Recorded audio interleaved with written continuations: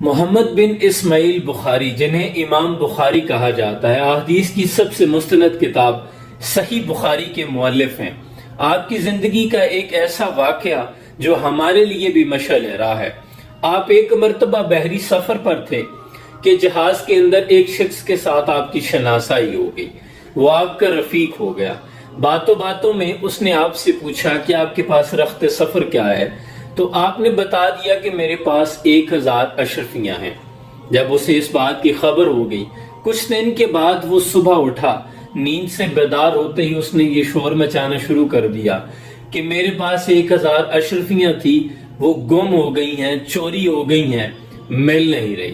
اب جب اس نے شور مچایا، امام بخاری نے یہ سنا تو آپ دل ہی دل میں یہ گمان کرنے لگے کہ چونکہ 1000 اشرفیاں تو میرے پاس ہیں، اب جب یہ شور مچائے گا، تلاشی لی جائے گی تو وہ اشرفیاں میرے پاس برآمد ہو جائیں گی، تو اس طرح جھوٹا الزام میرے سار آئے گا۔ آپ نے ان اشرفیوں کی تھیلی کو سمندر میں پھینک دیا۔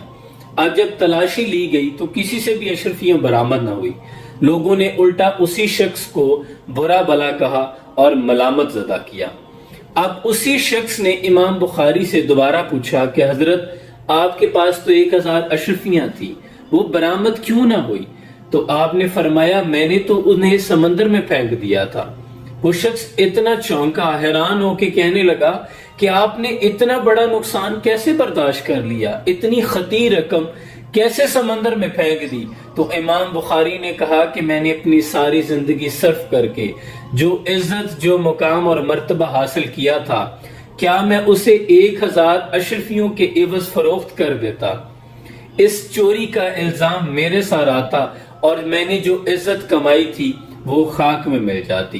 میرے لیے ہرگز مناسب نہیں تھا کہ اتنی محنت کر کے میں نے جو عزت کمائی، آج اتنی چھوٹی سی رقم کے عوض اسے فروخت کر دیتا۔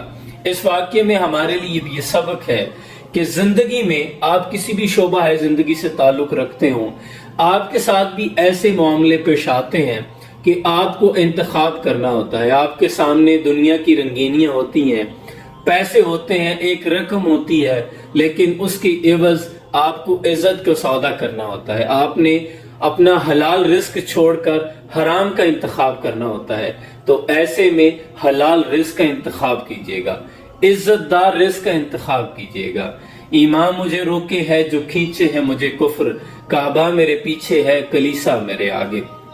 زندگی میں ہمیں یہ سامنا ہوتا ہے، دنیا کی رنگینیاں آپ کو سامنے سے دلکش نظر آتی ہیں، ایمان آپ کو پیچھے سے روکتا ہے، تو خدا کے لیے عزت اور حلال رزق کا انتخاب کیجیے گا۔ عزت کے معاملے میں کبھی بھی آپ کسی بھی طرح کی دنیا کی کوئی عیش و عشرت قبول نہ کیجیے گا، کیونکہ عزت اور ایمان بہت قیمتی چیز ہے۔ اللہ آپ سب کو عزتوں کی بلندیاں دکھائے۔ سلام پہنچے۔